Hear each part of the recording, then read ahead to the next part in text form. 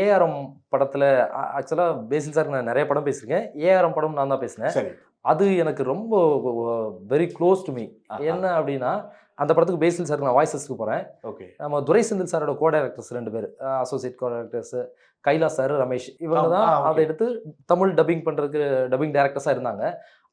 அப்போ நான் அசிஸ்டண்டா போய் ஜாயின் பண்றேன். அப்போ நான் ஹீரோவுக்கு வாய்ஸஸ்க்கு போறேன். ஓகே. அவங்களுக்கு வேற வேலை வருது. ப்ரொடியூசர்ஸ் மீட்டிங் வருது. அவங்க என்கிட்ட கேட்குறாங்க. முன்னாடி இருந்து கொஞ்சம் ஒரு பழக்கம் இருக்கு. நமக்கு பார்த்தீங்கன்னா, நான் சிறுகதைகள் எழுதுவேன், நாவல்ஸ் எழுதியிருக்கேன். அது நண்பர் சர்க்கிளில் தெரியும். இன்னும் அது ஒரு புக்காக வரல.